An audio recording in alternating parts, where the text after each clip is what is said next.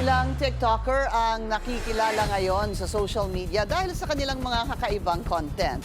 Ang storya ng dalawang embalsamador sa agenda report ni Francis Folbe.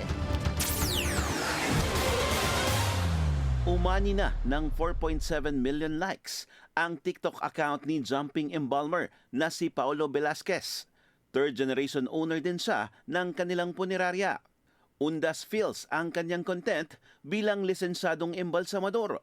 Hindi naman daw siya nagla-live habang nagtatrabaho dahil deserve daw ng mga namayapa ang respect at privacy. Sa panayam ng FYI sa Abante, gusto raw niyang linawin ang isang misconception sa kanilang propesyon. Hindi po natin tinatanggal yung lamang loob. Ayun. Bawal po yun. So yun po yung madalas nilang tinatanong sa amin. Saan niyo po tinatapon yung mga internal organs? Hindi po natin yung ginagawa.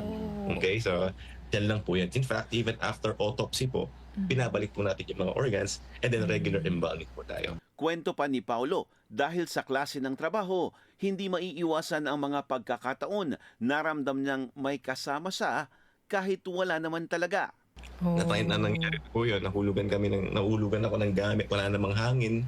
May times po minsan yung sarili kong CR, nagpa-flash ng walang tao. Ganun po eh. No? Nung una, sabi ko, sige, total siguro kasama sa trabaho namin. Napabayaan na po namin. Madalas po nangyayari to sa gabi. Lalo na pag namamatay ng mga alas 2, alas 3 na madaling araw. Pareho din ang mga karanasan ng isang dekada ng embalsamador at content creator na si Ferdinand Malgapo Jr., aka Ka Morgue. Pero isang nakakakilabot na nangyari ang hindi niya raw malilimutan. Yung time na nagbalsamo ko ng ang dahilan po ng ano niya, nagbigpig yung pilot edad. Ngayon, yung kapatid na baby, nung inaayos ko sa loob ng katawan, nakatingin yung nanay tapos nandun talaga yung baby sa loob ng morgue. Tapos yung baby ngayon, nagpapakarton yung dun sa ating patay na pero doon siya nakatingin sa may pader. Parang nakikita ng bata yung ate niya doon sa may gawing pader. Samantalang patalikod siya nakatalikod siya doon sa may patay. Parang nung biglang ang sabi ng baby na ate. Tapos doon kami nagkatinginan ng nanay sa mga tauhan na nagpapakarga yung baby doon sa ate niya. Samantalang patay naman ni ate niya. Kaya naman importante raw ang panalangin at pananampalataya sa propesyong ito. Nakakatulong din daw ang maluwag na pag-let go ng mga kaanak ng namayapa pero mahirap daw talaga ito.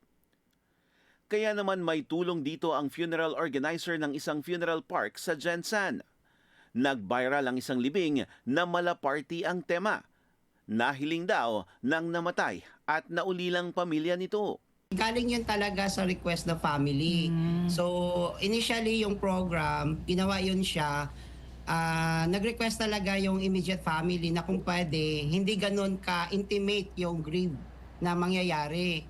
So, even though they are, nasa middle of the grief nila, but then, naging lively kasi yun ang request ng family. Komento tuloy ng ilang netizen, masaya lang sa araw ng libing. Ayon sa funeral coordinator, iba-iba ang coping mechanism ng namatayan para sa paglilibing ng yumaong mahal sa buhay. Ang mas mahalaga, anila, ay hindi sila makakalimutan at mananatiling buhay ang kanilang masasayang alaala. Para sa agenda, Francis Folbe, Billionario News Channel.